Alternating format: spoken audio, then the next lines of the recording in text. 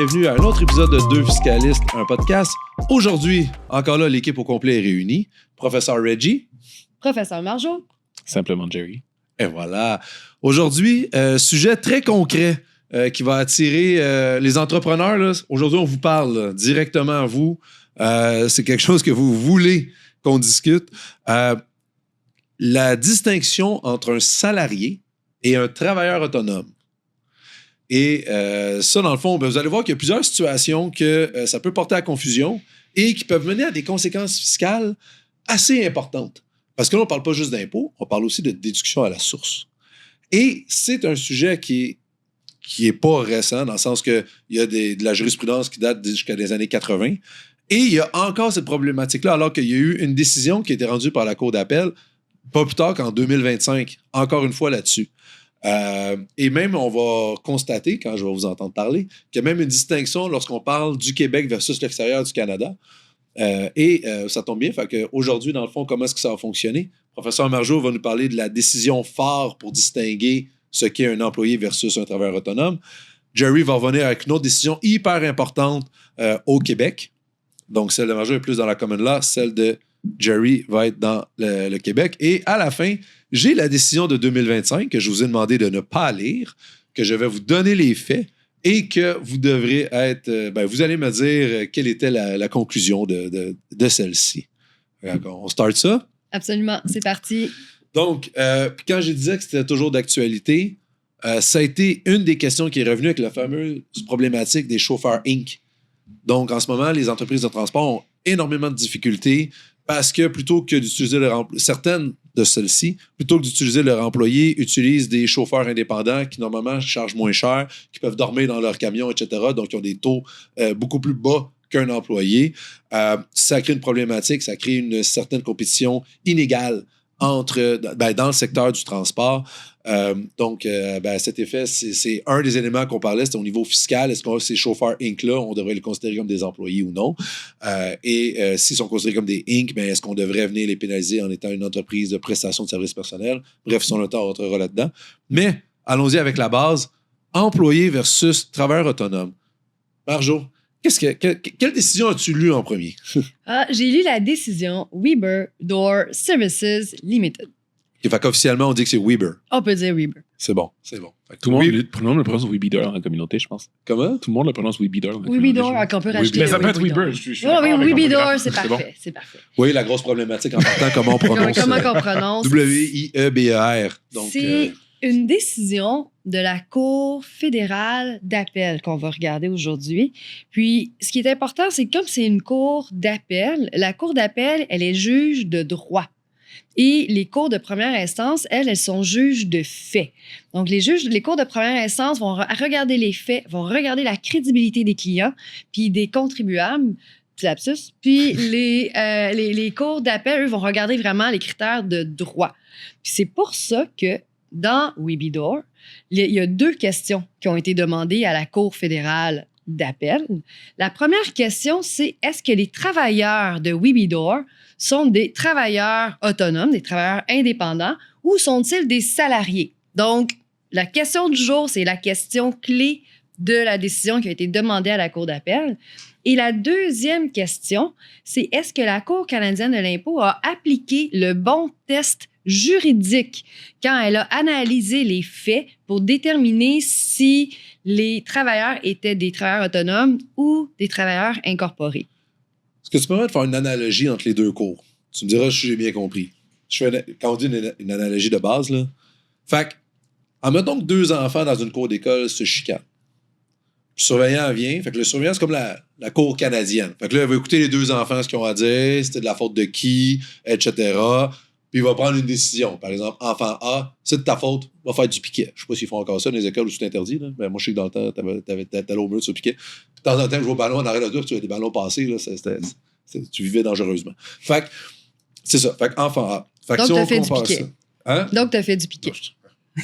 Jamais. OK. J'étais enfant B, je débattais très bien. Donc, fait que ça. Sauf que là, ce qui arrive, c'est enfant A, enfant B, enfant A, punition parce que c'est toi qui as perdu. Le surveillant a jugé que l'enfant A était plus crédible. Et là, la cour d'appel, c'est comme si enfant A disait, ben écoute, moi, je suis pas d'accord avec ce que le surveillant a dit. je veux faire valoir mes points au niveau de surveillant B, qui, lui, son rôle est simplement de dire, OK, moi, je vais écouter ce que surveillant A, je vais lire ce que surveillant A a fait, ou je vais écouter ce qu'il a fait, puis basé sur ce qu'il m'a fait, alors, c'est plutôt, je vais me baser là-dessus pour prendre ma décision, je ne vais pas réentendre A et B. Je vais juste écouter surveillant, j'écoute. Quand je regarde ton processus décisionnel, est-ce que ça respecte les règlements de l'école? Si oui, je suis d'accord avec le surveillant surveillant A, et si non, ben là, soit que je vais dire que B a raison, ou je vais retourner ça sur surveillant A, je vais dire, hey, réécoute, là, t'as mal appliqué les règlements, retourne faire ton analyse. C'est ça qui s'est passé dans Weber-Dorr. Ouais, c'est bon. C'est exactement ça. Le juge de la Cour d'appel fédérale, on va y arriver dans les conclusions, mais a dit que la Cour canadienne de l'impôt n'avait pas utilisé le bon test juridique et elle a renvoyé les parties devant la Cour canadienne pour aller refaire leur analyse factuelle devant le juge de fait. En gros, ils ont dit que t'as pas bien fait ta job. Ils ont dit que tu n'as pas utilisé le bon test Excuse. juridique. OK, t'as pas utilisé le bon test juridique. Fait que c'est quoi les faits dans... Oui, donc, quand on regarde une décision, on se demande, bon, c'est quoi la question? Parce que si on n'a pas la question, après, quand on entend les faits, on a de la difficulté à cerner, mais pourquoi tu me racontes cette histoire-là? Donc, c'est pour ça que j'ai commencé avec mes 2 questions. Sont-ils travailleurs indépendants ou salariés? Et ont-ils eu le bon test juridique? Ceci étant dit, ça a été appliqué sur des faits très simples. Donc, on a une société qui est Weber-Dorr, qui installe et qui répare des portes à Calgary. Puis, Weber-Dorr collabore avec vraiment beaucoup d'installateurs. Puis les installateurs dans ce domaine-là, c'est des installateurs super spécialisés, hautement compétents, qui ont vraiment une très belle expertise pour faire cette installation-là. En 1979, il y a eu des réflexions qui ont été faites pour 2 des personnes qui ont été considérées comme étant des employés. Ensuite de ça, en 1980 et en 1981, la réflexion s'est portée sur 12 individus. Et là, à 12 individus, le débat a été lancé et on a attaqué vraiment le système judiciaire de plein fouet. Au niveau de la Cour canadienne, on va y aller avec le résultat. Donc, on a eu notre question, on a eu nos faits, on va aller voir les résultats, puis après, on va aller voir l'analyse qui nous permet de comprendre les résultats. Donc, au niveau des résultats, ce qui est arrivé, c'est que la Cour fédérale d'appel est venue dire non. Le juge de première instance a utilisé le mauvais test juridique. C'était quoi sa conclusion au juge de première instance? Le juge de première instance avait utilisé un test d'application très, très rigide. Et lui avait regardé un ensemble de facteurs qui avaient été déterminés par les tribunaux dans le passé. Puis lui disait, toutes les conditions, tous les facteurs doivent être rencontrés pour être dans la situation A ou pour être dans la situation B. Donc, c'était très, très rigide, très, très factuel, mais très limitatif parce que tu étais tout ou rien. Donc, c'était vraiment un test rigide. C'était le test de Lord Denning, le test rigide. Et la Cour fédérale d'appel est venue dire non, pas du tout. La vie, elle est beaucoup plus nuancée que ça. Et on doit appliquer à la place le test général de Lord Wright. W-R-I-G-H-T. Lord Denning, c'était ça son test, qu'il faut que tu contrôles la personne pour qu'elle soit considérée comme ton employé? Oui, mais en fait, il y avait la notion de contrôle, il y avait la notion de possession des outils. En fait, c'est les mêmes critères qui ont été utilisés. Donc, ça combine le contrôle, la propriété des outils, la possibilité de profit, la risque de perte. C'est juste que dans le cas de Lord Denning, le test rigide qui a été utilisé par la Cour canadienne de l'impôt, dont on devait rencontrer tous les critères ou être exclu de tous les critères. Tandis que le test qui a été utilisé par la Cour fédérale d'appel, qui est le test du Lord Wright, bien là, à ce moment-là, c'est un test qui est beaucoup plus nuancé, où est-ce qu'on vient faire des analyses différentes. Donc, on comprend notre question, on a nos faits qui sont très simples, on a nos résultats. Les résultats, donc, la Cour fédérale d'appel est venue dire non, le test rigide est vraiment insuffisant parce que c'est des travailleurs qui sont hautement qualifiés. Donc, d'avoir une idée basée sur un test de dépendance mutuelle, comme tu le mentionnais, c'est un biais négatif parce qu'il va toujours avoir un problème ou un enjeu de dépendance mutuelle. Ensuite de ça, il est venu dire le test contrôle, qui vient chercher le contrôle, la propriété des outils, les profits, etc., comme je le mentionnais. Dans le fond, c'est un test général et il n'y a aucun des éléments qui a plus de poids qu'un autre élément. Donc, on doit réfléchir le tout dans sa globalité. On doit faire une analyse critique de la situation. C'est vraiment Puis ce qui est hyper intéressant, c'est que c'est la réalité économique réelle entre les parties qui doit être considérée et non l'entente contractuelle papier. Donc, c'est pas parce qu'il y a un contrat qui a été signé sur lequel il est écrit « tu es travailleur autonome » que tu l'es. Ça, c'est intéressant parce que c'est quelque chose qu'on voit souvent en pratique, que les gens écrivent dans le contrat « tu es travailleur autonome ». Ben, regarde, c'est écrit, il est travailleur autonome. C'est réglé, même si en apparence, peut-être qu'il est travailleur autonome, mais dans les faits, c'est un employé. Donc, ce que tu m'annonces maintenant, c'est que ce qui est marqué dans le contrat, même si le contrat dit que c'est un travailleur autonome, si dans les faits, il se comporte comme un employé, là, il se comporte au pluriel, c'est-à-dire l'employeur et l'employé, ben, le contribuable, si les deux se comportent comme les parties, si les parties se comportent comme un employeur-employé, ce sera des employeurs-employés, peu importe ce que le contrat dit. Exactement. Les mots de la Cour fédérale d'appel, c'est la réalité économique et la structure de la relation qui ont priorité et non l'existence d'un accord signé. OK. Continuons.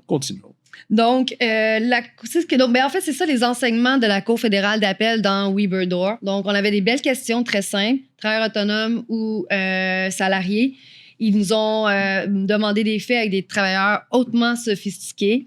On est venu casser le test de la Cour canadienne de l'impôt en disant c'est erroné, c'est pas un test rigide, ce n'est pas un tout ou un. On doit prendre une analyse globale et se fier sur la réalité factuelle des gens.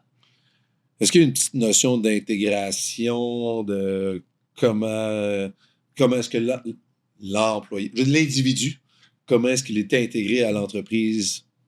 Absolument. En fait, c'est les mots-clés, tu les as bien choisis. Le mot intégration revient toujours. Puis la Cour fédérale d'appel faisait la nuance entre dire à quelqu'un quel travail il doit faire versus lui dire comment faire son travail. Parce qu'il y a vraiment une nuance qui est importante entre la capacité de réflexion autonome sur faire son travail versus se faire dire quel est le travail et comment le faire. Donc, souvent, les entrepreneurs vont avoir plus de liberté et de latitude sur le comment. Mais au niveau de la dépendance mutuelle, la Cour fédérale d'appel est venue mentionner que normalement, dans une relation d'affaires, il y a souvent une dépendance mutuelle parce que c'est par défaut, il y a une relation contractuelle, donc il y a une dépendance mutuelle. Et elle est venue mentionner que la Cour canadienne de l'impôt, qu'elle ne devait pas se limiter à cette réflexion-là. Donc, elle est vraiment venue regarder qui fait le travail, capacité à le réfléchir. Donc, c'est vraiment un bel arrêt-clé. Quelque chose que je vais sortir un petit peu du cadre de l'analyse que tu as faite, ce que je trouve intéressant, parce que je sais qu'il y a beaucoup d'étudiants qui nous suivent. Comment examiner une jurisprudence? Tu t'en es pas rendu compte, mais tu as quand même donné un cadre sur comment est-ce que tu examines les décisions, tes jurisprudences. Et là, je dis les étudiants, mais ça peut être n'importe qui s'intéresse moindrement, qui a envie de lire au moins une fois dans sa vie une décision fiscale. En premier lieu, identifier où sont les questions litiges. Ensuite, aller lire les faits. Et ça, c'est très juridique. Les avocats sont pas ça, on va aller voir l'analyse du juge. Personnellement, les comptables vont autant regarder aussi la position des parties. Mais les avocats que je connais souvent, ils vont dire non, trop long, on va directement à l'analyse du juge, c'est ça qui nous intéresse. Donc, souvent, les étudiants nous demandent, là, quand je lis une décision, comment est-ce que je devrais lire ça, dans quel ordre? Elle a 75 pages, ça ne me tente pas. Ils n'ont pas tous 75 pages. Il y en a qui ont 10 pages. Il y en a qui en ont 3. Il y en a qui en ont 115. Ça dépend. À quel point le juge aime s'entendre. C'est pas vrai. À quel point il y a des éléments à examiner. Moi, je peux pas dire ça. Je dois respecter la magistrature. je respecte la magistrature. Oh oui. Je joue en cours au jeu qui m'aime. Jerry, t'es avec moi là-dedans. OK? Supporte-moi en tant que CPA. Donc, merci pour le cadre d'analyse. Autre chose, si j'avais à résumer je vais appeler ça les principes directeurs à se rappeler de cette décision-là, je voudrais que tu me dises si j'ai bien compris, j'ai bien écouté. J'ai été un bon étudiant. Fait que la distinction entre un employé et un travailleur indépendant, donc un travailleur autonome, c'est une analyse globale. Il y a une liste de critères, puis c'est pas juste si tu as un critère, tu l'es, ou si tu as tous les critères, tu l'es. C'est vraiment une analyse globale de la situation, puis les critères ne sont pas exhaustifs. Ils viennent nous aider à examiner cette situation-là. C'est juste. Ça, ce serait un. Absolument. C'est le plus important, si je peux me permettre. Et les différents critères qui sont utilisés, qui sont mentionnés, mais ce n'est pas les seuls, il va y avoir le contrôle du travail, le contrôle de l'équipement, le risque financier et le potentiel de profit. Ça, c'est sûr qu'on revoit le plus souvent, mais ce n'est pas les seuls, mais c'est ceux qui vont le plus souvent utiliser. Et à ça vient aussi l'intégration du travail de l'individu dans l'entreprise, à quel point ils sont complémentaires. Oui. Euh, C'est ceux qui ont été mentionnés par le juge de la Cour fédérale. Okay. L'ARC, dans ses documents disponibles, en ajoute quelques-uns de plus. Est-ce que À titre d'exemple, l'ARC va discuter sur son site, va discuter de la délégation, va regarder la rémunération et quelles sont les conditions qui entourent cette dite rémunération. Donc, je ne sais pas si c'est le bon moment d'en parler, mais l'ARC mentionne qu'elle est disponible pour déterminer le statut au nom des contribuables. Donc, quelqu'un qui se pose sincèrement la question à savoir, moi, est-ce que je suis entrepreneur ou est-ce que je suis un salarié déguisé? Donc, parce que ça peut être très punitif, comme tu l'as mentionné ultérieurement. Donc, l'ARC dit, pour éviter ce caractère punitif-là, moi, comme autorité fiscale, si tu me demandes la question et que tu me donnes tes faits, je vais être capable de déterminer pour toi quel statut tu as. Excellent, c'est bon à savoir. Fait que sur le site de l'ARC, j'imagine, on tape salarié versus travailleur autonome. Exactement, puis il y a un formulaire qui sort, puis ça me semblait accessible. Ah, excellent. Autre principe à se rappeler, le test d'organisation se voit du point de vue de l'intégration, se voit du point de vue de l'employé et non de l'individu et non de l'entreprise. Parce que sinon, quand tu es de l'entreprise, la personne est toujours complémentaire, toujours intégrée dans ta business. Absolument. Fait qu'on regarde ça du côté de l'individu. Autre élément que tu as mentionné, normalement, c'est pas dans tous les cas, c'est pas une règle de base, mais normalement, si tu as le contrôle sur comment le travail est fait, ça penche vers l'employé. Tandis que si tu donnes le résultat voulu, puis que la personne a une liberté sur comment est-ce qu'elle va le faire, là, on penche plus du côté de travailleur autonome. Absolument. C'est une citation ferme dans la Cour fédérale d'appel. Et encore une fois, le contrat juridique, peu importe ce qu'il dit, ça va nous aider à comprendre l'intention des parties. Mais ça ne va pas vouloir dire nécessairement que c'est ça. On regarde la relation. Et CCI versus Cour d'appel, la CCI, la Cour canadienne, la Cour de première instance qu'on dit, elle examine tout. La Cour d'appel est là pour venir dire si le juge a fait une bonne job ou non. Exactement. Puis dans ce cas-ci, il est venu dire que le juge de la Cour canadienne de l'impôt avait utilisé le mauvais test juridique et il a renvoyé les parties devant lui pour le faire réanalyser les faits. Ça, c'était dans les années 80. Jerry, t'as quelque chose de plus récent, je pense. 98, 95. C'est récent, mais moi... c'est 2000. My bad. La décision est rendue en 2009, mais les faits se produisent en 95 et 98. C'est correct, là, c'est la même chose. OK, fait qu'on est dans les années 2009. OK. Fait que c'était avec M. Grimard. Oui, M. Grimard. En fait, là, on se déplace non seulement dans le temps, mais géographiquement aussi. Parce que là, on se retrouve au Québec.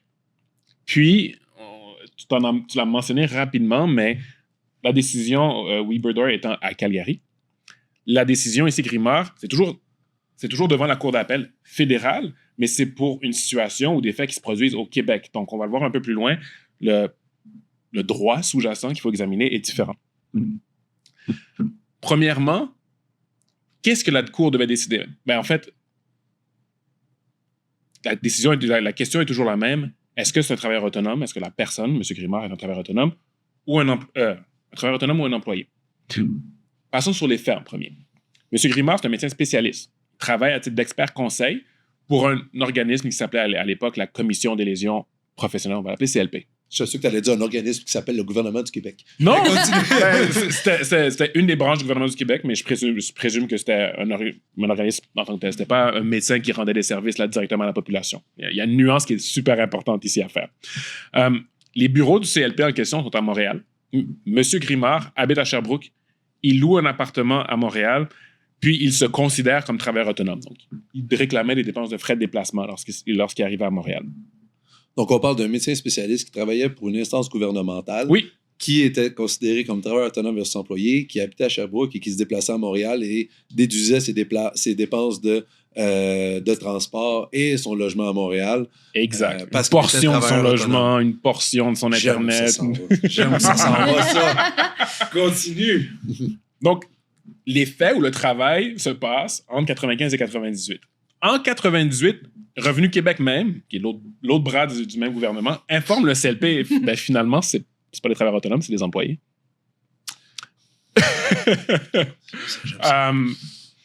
D'ailleurs, la décision a été entendue au Québec. Ouais.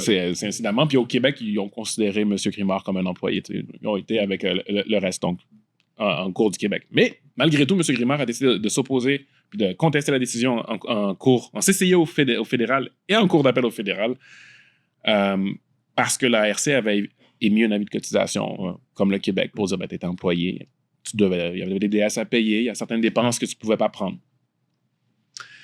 Donc,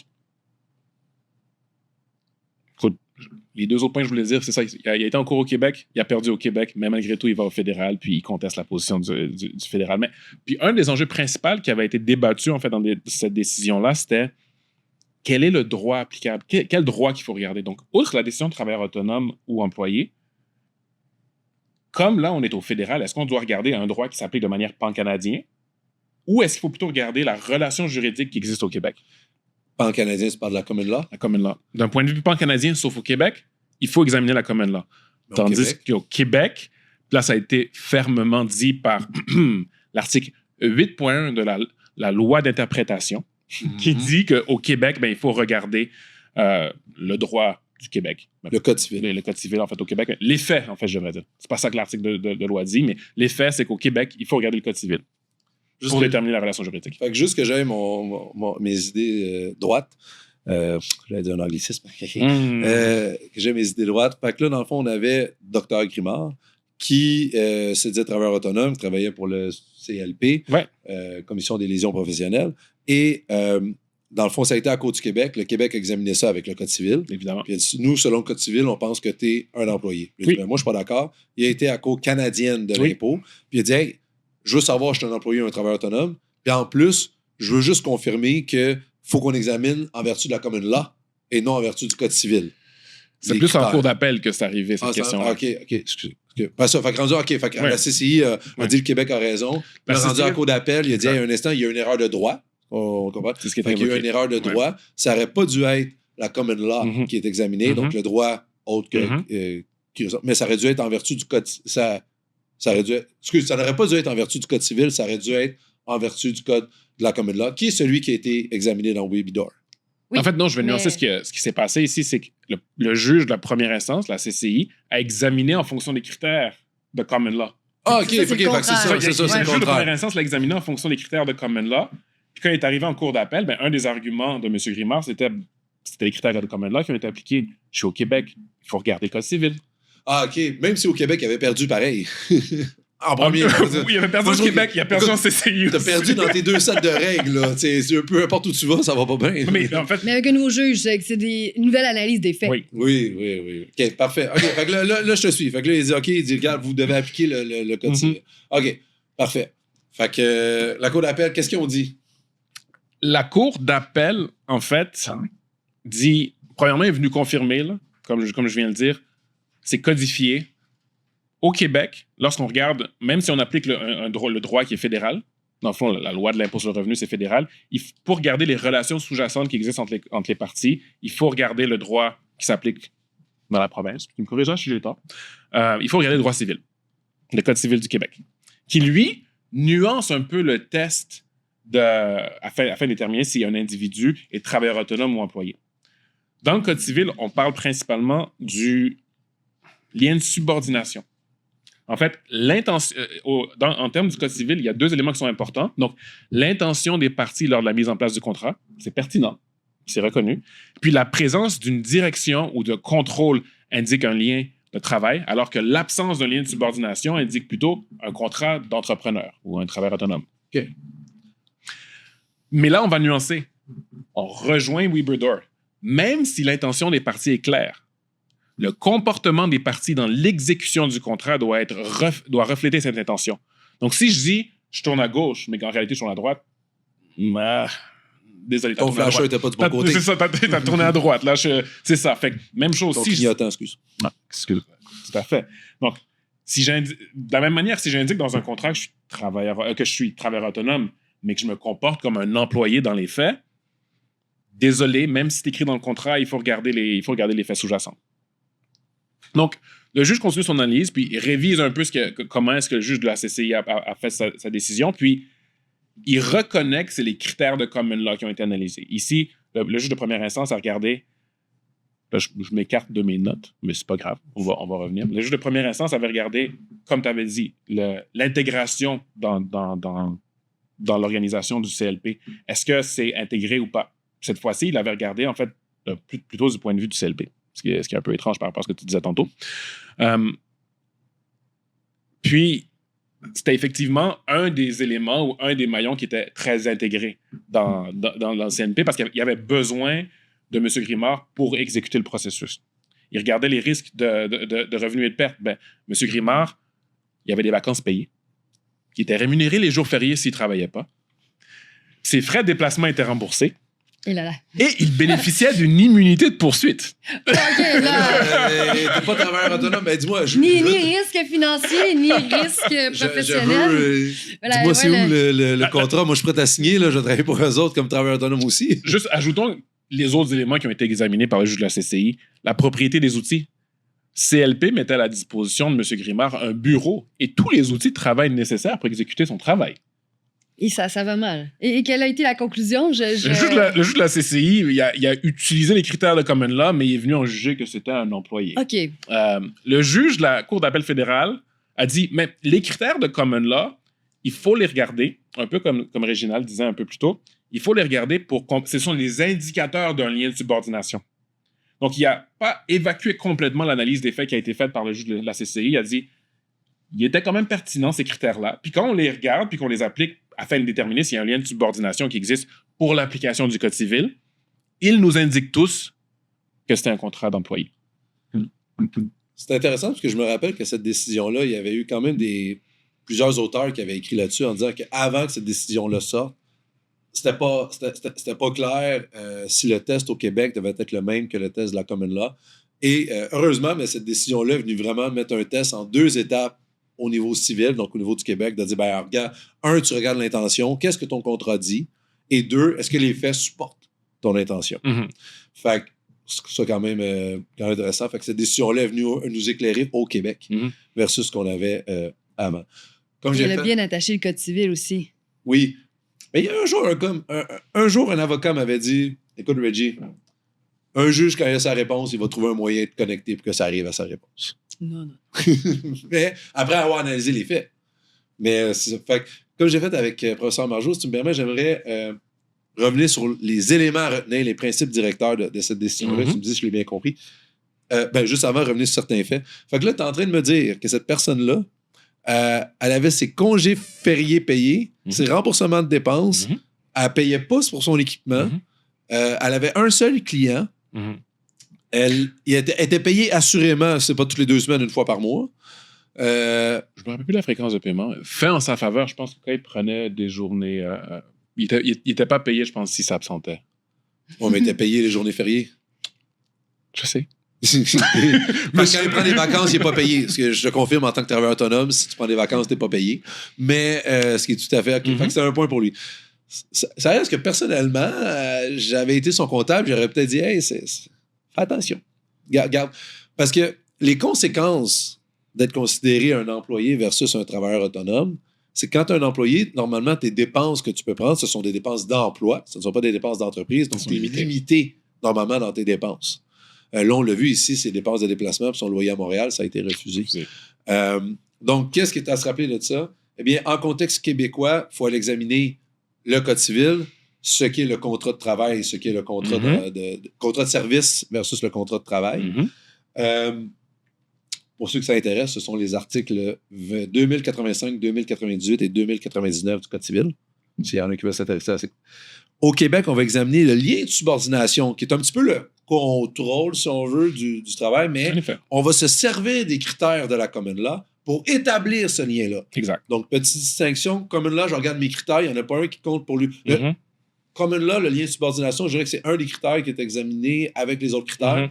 Tandis qu'au Québec, c'est le critère examiné et les autres viennent supporter ou non ce lien de subordination. J'ai quand même aimé le juge qui disait que au Québec, c'est comme un test synthétique, tandis qu'au fédéral, c'est un test qui est très détaillé et analytique. C'était quand même intéressant comme commentaire. Effectivement. Bon, on va quand même examiner l'intention des parties au Québec, mais encore là, on va quand même examiner les faits. On ne va pas juste se fier au contrat. C'est sûr, c'est ça, les intérêts. OK. Ben écoute, est-ce qu'il y a autre chose que tu aimerais nous dire par rapport à ça? Non, honnêtement, c'était principalement ça. Puis je pense que malgré tout, le principe qu'au Québec, tu sais, outre la décision travailleur autonome ou employé, c'est quand même important de retenir. Je pense qu'au Québec, le fait qu'il faut analyser le code civil pour déterminer les relations avec les parties, c'est quand même hyper important là, à retenir, outre même la décision employé-travailleur autonome. J'aime ça. Puis dans les temps, ça me laisse un peu de temps justement pour que je vous parle de la décision de Gross, Howard Gross. Donc, vous êtes prêts? On est prêt. Je vous lance les faits. En fait, la question litige, je peux déjà vous la dire. La question litige, c'était, eh bien, est-il un travailleur autonome ou un employé? Et juste avant de rentrer là-dedans, parce que là, on vient de lancer 2 jurisprudences, un de 10 quoi la distinction, mais pourquoi c'est hyper pertinent? Justement parce que j'en ai parlé tantôt, les chauffeurs Inc. à qui ça peut s'appliquer. Et des situations que je vois en pratique que je ne recommande définitivement pas. Mais je sais qu'il y a des comptables qui disent que c'est correct. Personnellement, je pense que non. Ce sont des personnes qui, pour des fins de simplicité, parce qu'ils ne veulent pas enregistrer leur société au numéro d'employeur, déduction à la source, facturent leur propre société comme des travailleurs autonomes. Donc, je m'explique. Admettons que j'ai Regico, qui a Regi Electrico. Fait que Regi Electrico facture des clients. C'est une entreprise d'électriciens, peu importe. Et moi, plutôt que d'être employé de Regi Electrico, et je serais le seul employé de cette société-là, je facture Regi Electrico comme si j'étais moi-même travailleur autonome. Donc, je suis travailleur autonome et je facture ma société qui effectue les services. Je comprends qu'au niveau financier, au niveau des déductions à la source, il n'y a pas vraiment d'impact parce que les déductions à la source, je vais les payer en tant que travailleur autonome. Par contre, en tant que travailleur autonome, ça se peut que mes dépenses soient refusées. Et plus que ça, ma société, si Revenu Québec ou l'ARC débarque et conclut que je suis un travailleur autonome, un employé, excusez, ils vont dire les DAS n'ont pas été payés par la bonne personne. Fait qu'ils vont recotiser les DAS à la société en mettant des pénalités. Fait qu'il y a un risque assez important. Il y a pas un changement de taux d'impôt aussi? Non, parce que si Regi Electrico a plusieurs clients, ça va quand même être, ça ne sera pas une entreprise de prestation de services personnels. Fait qu'on va être correct pour le taux d'impôt. Mais c'est ça. Fait qu'au niveau fiscal, tu ne sauves pas beaucoup d'argent, en fait. Mais c'est une question, est-ce qu'on en sauve vraiment? Est-ce qu'on en sauve pareil? Et j'adore ça, tu me permets de faire un lien avec la décision de M. Gross contre l'Agence du revenu du Canada, qui est sortie en 2025. Fait que toujours d'actualité. Là, on est passé de 1980 à 2025, 45 ans. Et on se pose toujours la question. Donc, je vous dis les faits sommairement. Donc, M. Gross, c'est un CPA qui, dans le fond, je vous explique, était... Je vais résumer la structure parce qu'elle est un peu plus complexe que ça, mais je vous résume la structure. M. Gross avait sa société qui était son holding, on va appeler ça. Fait que, imaginez là, que vous avez M. Gross qui détient 100% de holding. Et holding est associé d'une société de personnes dans un cabinet comptable.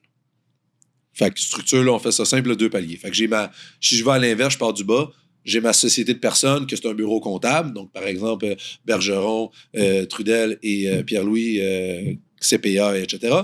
Au-dessus de ça, il y a un des associés, qui est M. Gross, qui détient son holding, qui détient directement des parts dans la société de personnes. Et M. Gross est au-dessus, il détient 100% de la société. Fait que, il y a un contrat qui dit que M. Gross doit travailler et sa société doivent travailler uniquement pour la société de comptable, donc pour le cabinet comptable. Il n'a pas le droit d'avoir des revenus par ailleurs. Fait qu'il a un seul client, lui, c'est sa société, et sa société a un seul client, c'est le cabinet comptable. Sa société facture le cabinet comptable une fois par année en fin d'année. Autre que ça, lui, il dit qu'il n'y a rien d'écrit, mais il dit qu'il y a un contrat avec son holding à l'effet qu'il rend des services à son holding, mais qu'il n'est pas nécessairement obligé de rendre des services juste à son holding. Il pourrait avoir d'autres clients, mais il n'y en a pas. Mais il dit que c'est un contrat verbal. Mais la clause d'exclusivité Mais il y a une clause d'exclusivité avec le cabinet comptable. Fait que ça, c'est une petite... Avec la société de personnes en bas. Avec la société de personnes Avec le en bas. cabinet comptable en bas, oui. OK. Je dis cabinet comptable parce que société de personnes, c'est pas tout le monde qui OK, sait. cabinet de comptable. Fait que avec le cabinet comptable en bas. Les honoraires, tous ses clients sont dans le cabinet comptable. Lui, il a juste un client, c'est sa société, that's it. Puis sa société a juste un client qui est le cabinet comptable. Il y a une facture qui est faite annuellement. Le risque financier, pratiquement nul. À chaque année, il facture sensiblement le même montant de sa société au cabinet comptable. La propriété des équipements, c'est au cabinet comptable. C'est ça. Fait que là, dans le fond, je trouve quand même pertinent de lire les extraits du Code civil pour essayer de réfléchir c'est quoi la distinction entre un contrat de travail et un contrat de service. Donc, un contrat de travail, c'est défini selon le Code civil. Le contrat de travail est celui par lequel une personne, le salarié, s'oblige pour un temps limité et moyennant une rémunération à effectuer un travail sous la direction ou le contrôle d'une autre personne qui est l'employeur. Fait qu'on voit ici le lien de subordination est écrit dans le Code civil, d'où pourquoi on met de l'importance là-dessus dans la jurisprudence. Le contrat de service, donc une entreprise, qu'est-ce que je viens de lire, c'est l'article 2085. Le contrat de service, 2098. Le contrat d'entreprise ou de service est celui par lequel une personne, déjà là, on ne dit pas un salarié, une personne, selon le cas, l'entrepreneur ou le prestataire de service, s'engage envers une autre personne, le client, à réaliser un ouvrage matériel ou intellectuel ou à fournir un service moyennant un prix que le client s'oblige à lui payer. L'article 2099. L'entrepreneur ou le prestataire de service a libre choix des moyens d'exécution du contrat et il n'existe entre lui et le client aucun lien de subordination quant à son exécution. Fait qu'on revient au niveau du contrôle. Fait que les juges ont quand même bien interprété jusqu'à maintenant. Fait que je vous refais les faits. Et lui, dans le fond, ce qu'il vient dire, c'est qu'il est rendu à la Cour d'appel du Québec. Ce qu'il vient dire, c'est que ça avait été mal analysé. En fait, non, excuse, j'ai un peu vendu le punch. En même temps que je n'ai pas dit ce que je viens de dire. Fait qu'avec ce que je vous ai dit là, qu'est-ce que vous pensez? Et là, on se rappelle que c'est l'unique. C'est sa société, c'est juste lui qui facture sa société. On en a parlé, il n'y a pas vraiment de planification. Sa société, elle a un seul client. Sa société a un seul client, oui. Contrairement au fait que tu mentionnais ultérieurement où la société avait plusieurs clients. Le cabinet comptable a plusieurs C'est clients. ça. Mais avant de parler de la décision, tu avais donné l'exemple d'une société qui, elle, a plusieurs... C'est ça. Dans l'exemple que je donnais, Reggie avec Reggie Electrico, Electrico avait plusieurs clients. Exactement. Là, ici, elle en a juste un, c'est le cabinet comptable. C'est une nuance importante. Oui, c'est pas exactement la même situation. Mais ça reste que qu'est-ce qui est similaire avec mon exemple du début, c'était que tu as un travailleur autonome qui facture sa société. Absolument. Donc, je vous pose la question. Au niveau fiscal, on s'entend, l'IDS plus le kit. Lui, il dit, écoute, oui, j'ai un contrat, mais il dit, j'ai un contrat avec ma société. Je suis libre d'aller facturer ailleurs si je veux, mais je le fais pas. Il n'y a pas de planification fiscale. Je ne sauve pas d'impôts parce qu'en tant que travailleur autonome, je paye mes DAS pareil. Dans le fond, s'il y a plein de monde qui font ça, puis s'il n'y a rien dans la loi qui m'empêche de procéder ainsi. C'est vrai ce qu'il dit, par contre. C'est pas un cas unique. C'est pas un cas unique. Donc, je m'adresse en premier lieu au comptable. Je ne sais pas si c'est ta situation, j'espère. Fait que tu as-tu ta société en tant que travailleur autonome? Moi, je voulais pas m'enregistrer au DAS. Si j'isole la relation entre l'individu et sa société de gestion... Attendez, je vais peut-être vous aider. J'ai oublié la position des parties. La position de Revenu Québec. Elle s'appuie sur les articles du Code civil pour conclure un contrat de travail. Elle fait valoir que la qualification contractuelle choisie par les parties n'est pas déterminante. L'intégration très forte de M. Gross au cabinet comptable est un indice important de subordination. Et que c'est pas mal ça. Et qu'il n'y a pas d'affaires fiscales, de planification fiscale. C'est pas ça l'objectif. M. Gross, ce qu'il dit, et soutient avec les travailleurs autonomes, il dit que l'intégration, ce n'est pas la subordination juridique. Et ça, c'est important. Parce qu'il dit l'intégration de mes services à l'entreprise, ça ne veut pas dire que l'entreprise me contrôle. Là, on revient à Webinar, il y a tout le temps une dépendance quelconque entre les deux. Mais le fait que que les services que j'offre sont complémentaires au cabinet comptable, ne fait pas en sorte que le cabinet comptable me contrôle. Qu'il n'y a aucune subordination parce que lui, il facture sa société et non le cabinet comptable. Et sa société n'a aucune subordination sur lui. Sa société ne le contrôle pas lui. Mais sa société est associée ou elle est actionnaire? Elle est associée du cabinet comptable. Oui. Puis, qu'il y a une entente verbale qui prévoit qu'il y a un contrat de service avec sa société, puis que c'est lui qui décide, par exemple, quand est-ce qu'il prend congé, quand est-ce qu'il prend des vacances, qui n'est pas payé par les fériés, qui n'est pas remboursé pour ses dépenses, etc. Tout ça, c'est des dépenses qu'il assume. Sa société ne lui rembourse rien. Et elle n'a pas de contrôle, c'est lui qui décide quand il travaille pour sa société. Et que dans le fond, qu'il n'y a pas de planification fiscale parce que l'impôt, ultimement, est le même dans les deux cas, ce qui est vrai. M.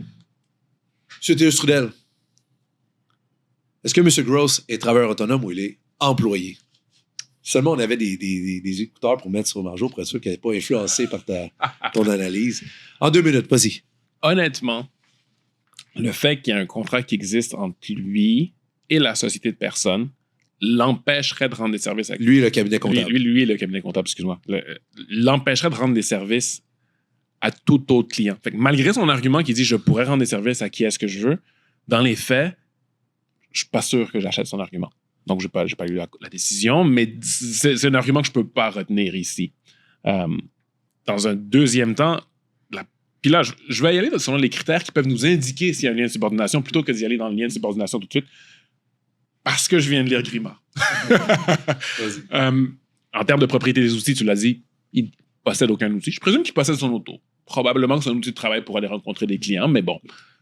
C'est une hypothèse. Il y avait pour 30 000 $ de dépenses annuellement. Fait qu'il devait avoir des outils quelconques. Il devait avoir quelque chose comme outil. Il devait avoir certaines dépenses personnelles, comme des frais de représentation. Des dépenses d'affaires. Des dépenses d'affaires, pas personnelles. Des dépenses d'affaires comme des dépenses d'affaires comme frais de représentation au restaurant avec des clients, bien sûr. Ça peut arriver que quelqu'un, qu'un associé d'un cabinet comptable ait des dépenses personnelles, parce que des fois, les cabinets comptables ont des restrictions quand on va au restaurant ou un montant maximum qu'ils payent. L'excédent, ils peuvent le réclamer personnellement. Exact. Fait que ça, je vois pas ça comme un problème. Tout à fait. Risque. Les revenus étaient pas mal les mêmes à chaque année. Ouais. Il y avait la facturation entre lui et sa société et lui. Donc, le risque d'affaires existe. C'est vrai qu'une année ou une autre, il ne pourrait pas exister. Donc, ça penche un peu en sa faveur. Mais pas tant que ça. Conclusion et employé. Honnêtement, il y a tous les critères. Matt Bergeron, votre analyse. J'arrive un peu aux mêmes conclusions. J'ai regardé, en fait, comme Weberder le disait, d'exclure le contrat et de regarder la situation factuelle. Si on enlève les accords qui semblent signés et qui sont plus ou moins utiles, considérant que c'est une entente d'exclusivité avec un cabinet de comptable, tu n'iras pas faire autrement par ailleurs comme actionnaire de ta société de gestion. Donc, quand on analyse la globalité des relations contractuelles entre lui et sa société de gestion, il me semble être quand même assez fusionnel. Ça semble être assez... L'un est égal à l'autre. Donc, au niveau des relations contractuelles, on a quand même une certaine uniformité. Quand on regarde la possibilité de profit versus la risque de perte, encore une fois, on est quand même assez intégré, si on veut reprendre les termes des tribunaux. Ensuite de ça, au niveau de la délégation, je pense pas qu'il aurait pu s'auto-déléguer de sa propre société. Donc, on n'en a pas parlé de la délégation, mais ça fait partie de comment une personne est subordonnée ou contrôlée. Ton sourire me fait vraiment douter de nos analyses. Mais j'aurais eu tendance aussi à penser qu'il est employé de sa propre société, sa propre boîte. Sa propre société de gestion. Ouais. Bon, donc je vais vous faire grâce. On va arrêter de faire durer le plaisir. M. Gross a perdu. Il a été considéré comme un employé. Okay. Et vous avez fait des bonnes analyses tous les deux. Avoir su, j'aurais peut-être fait ça différemment. Je vous aurais donné chacun un rôle, soit de le défendre, soit de l'appuyer comme ça. Vous auriez eu à défendre le fait que c'est un travailleur autonome. On prend une note pour les prochaines fois. J'ai pensé en plus en plein milieu et je faisais prochaine fois. Prochaine fois. Donc, si oui, ça a été considéré comme un employé pour majoritairement les critères que vous disiez, que dans le fond, le contrat d'exclusivité avec le cabinet comptable, c'était très difficile de dire qu'il faut avoir d'autres clients ou quoi que ce soit. également, le juge n'a juste pas cru à son histoire d'entente verbale avec sa propre société qui techniquement différait du contrat. Il n'y a rien d'écrit nulle part. Ah oui, on s'est entendu. On s'entend que sa société, c'est lui. Fait que tu as fait un contrat verbal avec toi-même. Fait que tu sais, comment tu sais que le contrat ne date pas de juste avant que tu rentres dans la salle d'audience plutôt qu'il y a 10 ans. Même chose, ils sont rentrés aussi dans l'aspect conceptuel. Et là, je fais le lien avec Reggie et Reggie Electric Co. Au niveau conceptuel, comment est-ce qu'on peut dire qu'une société avec son actionnaire unique facture en tant que travailleur autonome ne sont pas subordonnés un à l'autre? Comment tu peux dire que ta société ne te contrôle pas alors que tu contrôles la société et que tu rends des services à ta société comme étant quelqu'un qui est indépendant de ta société? Déjà, juste le dire à voix haute, t'es comme, attends une minute, là, je vais devoir rewind le podcast, voir qu'est-ce qu'il vient de se dire là. Donc, ça crée un problème. Par contre, ils disent pas définitivement que dans tous les cas, ça va être un employé. Fait qu'il semble je pourrais laisser le soir, moi, mettre mon chapeau d'administrateur d'une société puis me chicaner avec moi-même en tant que chapeau d'employé. Ça va être difficile de te chicaner. Mais ils disent pas que c'est nécessairement dans tous les cas que ça va être le cas. Mais ça reste que tu comprends que c'est comme, écoute, je ferme pas la porte, mais bonne chance pour venir me dire que toi et ta société, vous n'êtes pas une seule et même personne. Et là, ce que ça a eu comme impact ici, puis l'autre chose, sont revenus sur le concept d'intégration parce que justement, lui insistait en disant l'intégration n'est pas synonyme de subordination. On dit effectivement, tu as raison, mais l'intégration est un indice de subordination. Fait que ce n'est pas la même chose, mais tu es tellement intégré ici que c'est difficile. Là, et même là, quand tu regardes du point de vue de l'employé, si tu n'as pas ton cabinet comptable, tu fais rien. Tout l'équipement leur appartient, les clients, c'est pas les tiens, c'est sûr, c'est eux qui fournissent tout. Oui, tu as mis une société entre les deux, mais dans les faits, tu es un employé de ta société, pas du cabinet. Ça, c'est correct, on va accepter que le cabinet, tu n'es pas un employé du cabinet, mais tu es un employé de ta société. Et ta société aurait dû payer les DAS. Donc, ce qu'ils sont venus faire, c'est sont venus confirmer aussi le test en 2 temps de Grimard pour dire qu'on regarde l'intention au contrat et par la suite qu'on regarde le reste. Donc, c'est ça. Fait qu'il y a eu un lien de subordination.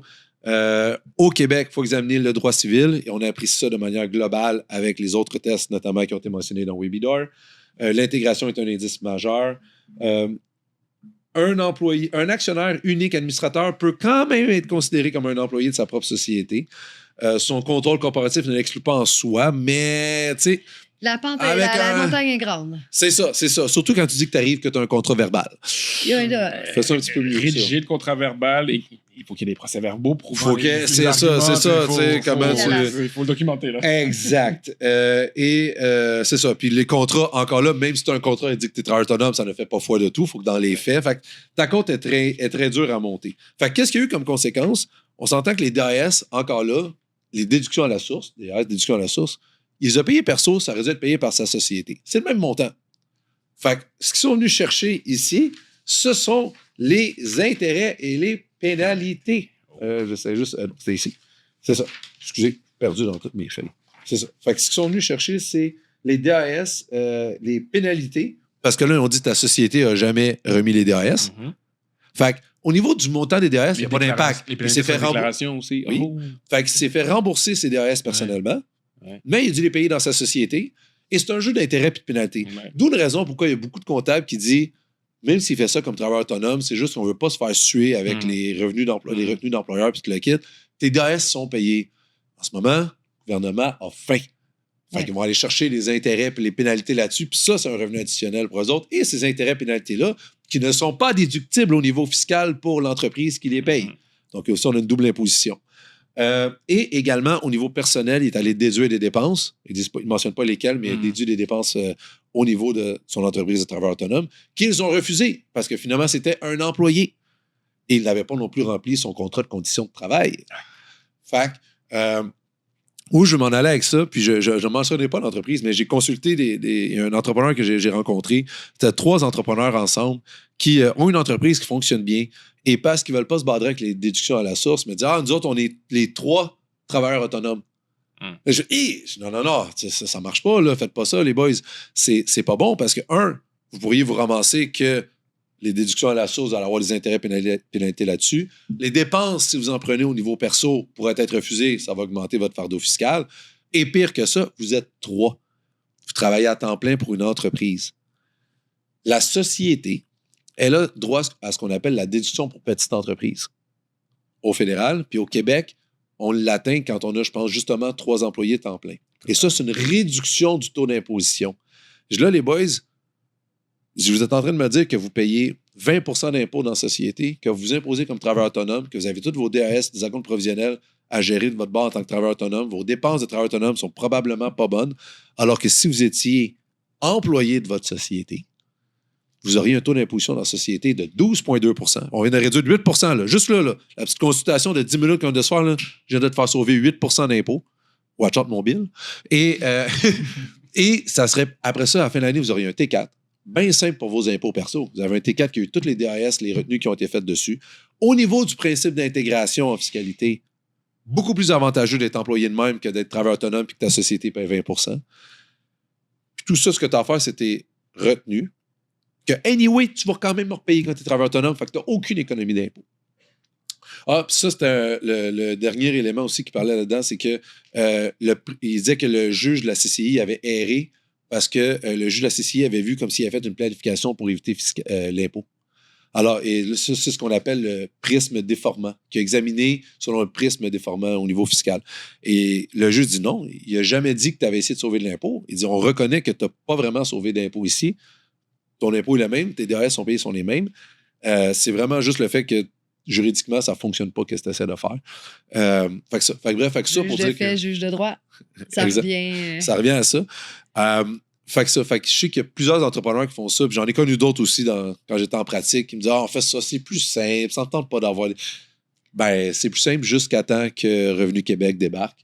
Et là, vous réalisez que ça coûte beaucoup plus cher en termes de vérification fiscale. Ça coûte beaucoup plus cher qu'en termes de pénalité et intérêts. Puis vous êtes quand même pogné pour faire vos DRS puis vos T4 par la suite. Puis quand ils viennent, il arrive temps 2-3 ans plus tard. Fait que là, en 2025, ils vont examiner, par exemple, 21, 22, 23. Là, mais ils se rendent compte qu'en 21, 22, 23, ils ont raison. Qu'est-ce qu'ils vont faire? Ils vont revenir pour 24, 25, 26, voir si tu as changé tes affaires. Fait que, ça pour dire, parlez à votre comptable. N'hésitez pas à hésiter d'aller voir la décision Gross contre l'Agence du revenu du Canada, référence 2025 QCCA 492. Puis, dire, hey, lis ça. Puis, on s'en reparle après. Avez-vous d'autres... C'est contre Finance? C'est contre le ministre de Finances du Québec? Non, Agence du revenu du Canada. Okay. J'ai-tu dit Finance? Non, c'est moi qui étais un peu embêté parce que c'est QCCA. Donc, c'est ça. Est-ce que vous auriez une minute pour quelque chose que vous voudriez ajouter ou... Moi, ça fait le tour. Oui. En espérant que vous avez apprécié le sujet d'aujourd'hui. Donc, salarié, travailleur autonome, vous savez maintenant la distinction, puis vous savez maintenant les problématiques. Fait que sur ça, eh bien, merci pour votre temps et votre écoute. Et sur ça, eh bien, au prochain podcast. Merci.